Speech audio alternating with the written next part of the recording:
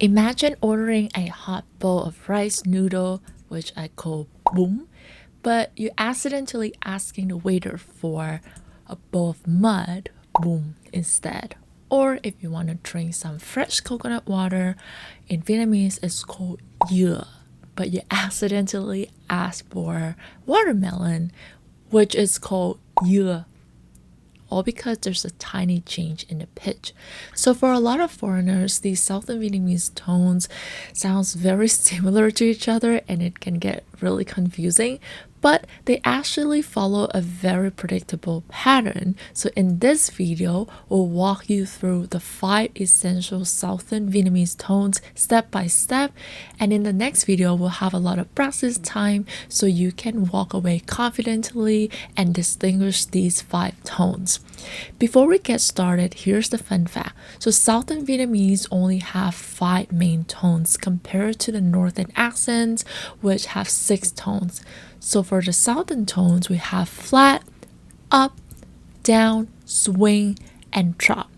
Especially for the Northern accent, this part, the swing tone, it will have 2 slight variations, which I will explain in just a bit. But for now, I want you to think them as these singing notes or emotions in English. So on the screen, I have these 3-level graph. So high pitch, mid pitch, and low pitch. So every word that you hear or you say will follow within this range.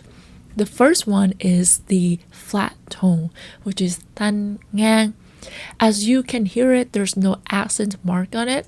So what you want to do is you want to keep your voice very steady and relaxed, like a neutral humming note, like or ah.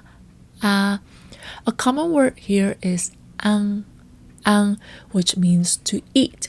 And if you pair it with another word, which is cơm is rice.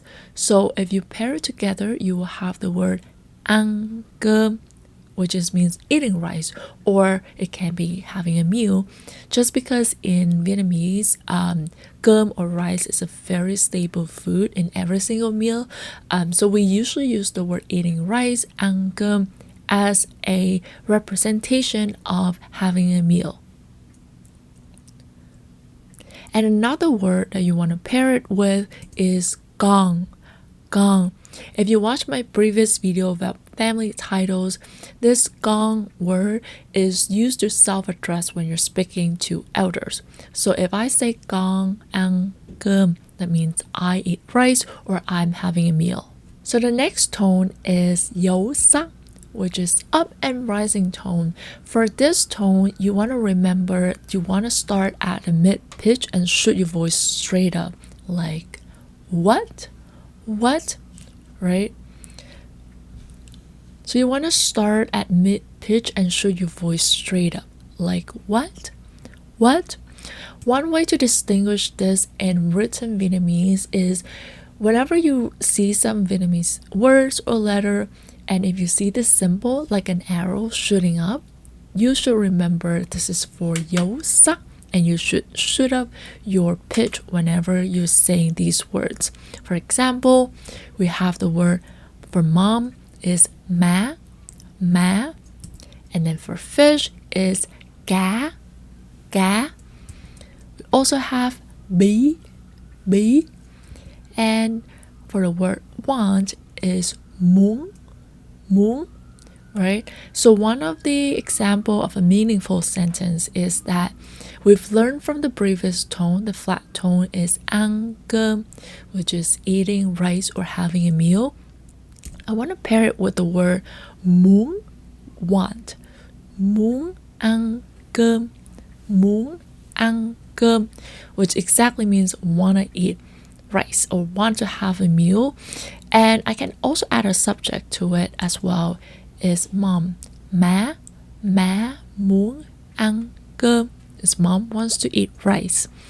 Or I can replace what mom wants to eat. Instead of eating rice, I can just replace it with cá, which is like want to eat fish. So má muốn ăn cá. Moving on to the third tone, which I call it as Dấu Huyền, or the down falling tone. As you can hear from it, one of the tips saying this tone is completely opposite from Dấu Sắc, which we just have learned. For this tone, you want to relax your throat and then let your voice glide downward like a stop sign, like ha, ha. And one way to distinguish this in written Vietnamese is that you see this symbol of an arrow going down.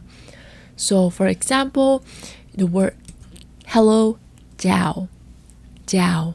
So you're slightly going down. And a meaningful sentence of it, if you want to say, is you want to say hi uncle. So you can say chào bác, bác. Bác is uncle. You can watch my previous video about the family titles to get more context on this.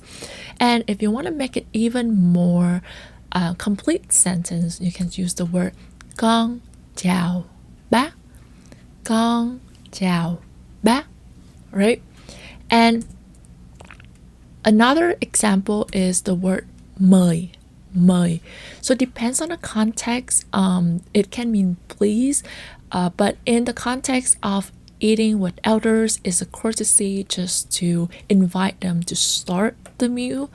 So in this case, I will add some more extra words to form a complete sentence.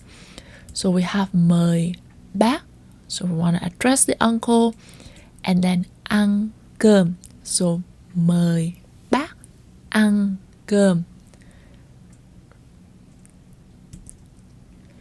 Moving on to the fourth tone is what I call Dấu Nặng, so the drop tone. For this one, a lot of people will get confused with the previous one that we just learned. So you want to make sure that you drop the sound short at the bottom of your throat, like ha, ha. So one way to distinguish this in the Vietnamese written form is the little dot underneath the letter. So for example, bọ, bọ is a bug, right? A lot of people got confused with Dấu Huyền, which can turn into a completely different word, is bò, bò is a cow. So listen it carefully. Bò, bò, bọ, bọ. One example of this is the word yeah, yeah, which is a kind of polite word when you're speaking with elder. Whenever you put the word yeah in front of a sentence, it instantly makes you sound more respectful to the elders. And I talk a lot about it in my video about family titles, so you can come there and watch for more details. But here we have the word yeah. And if you want to say hi to your uncle, then you can say yeah, con chào bác, yeah, con chào bác. Another example is the word for friend, which is bạn, bạn. And I want to form it into another sentence with what we have previously learned. So muốn is want, ăn is eat, and gì is just basically asking like what question. So what do you want to eat? Bạn muốn ăn gì? Bạn muốn ăn gì? Bạn muốn ăn gì? Alright, let's move on to the last tone, which is Dấu Hỏi or Dấu Ngã, which I call it as the swing tone. So this is where there's a big difference between Northern and Southern accent. If you look at some Vietnamese words, you will see these two symbols sometimes appear above a letter. For Northern accent, these two are two completely different tones. So Dấu Hỏi and Dấu Ngã, right? So slightly different in variation, but in Southern accent, we usually just say the same. So one tip to say this tone correctly is imagine it as a U-turn, right? You drop down slightly and you scoop it right back up, like huh, when you're like confusing about something. An example for this is the word stay or live. ở, or America, Mỹ, ở Mỹ. So you can say it as bạn ở Mỹ, bạn ở Mỹ, or you can say dạ con ở Mỹ. Whenever there's an elder asks, oh, where do you live, where do you stay, you can say, oh, I live in America. So dạ con ở Mỹ. So in summary, we have learned 5 different Southern Vietnamese tones: flat, up, down, swing, and drop. Ngang, sắc, huyền, hỏi, ngã, nặng. So in order to wrap things up, I will start with a very neutral tone word, and I will start adding these symbols or these tones in so you can listen carefully and distinguish those differences. So ma, ma, ma, ma, ma, ma, ma, ma, and ma, ma, ma, ma, ma, ma, ma. Alright, well that's it for today. In the next video, I'll provide you with tons of practices so you can get more familiar and confident when saying this word. Thank you so much for watching. If you want to get a summary of this video lesson, I have put together a one-pager, so you can access the link in the description to view it at any time.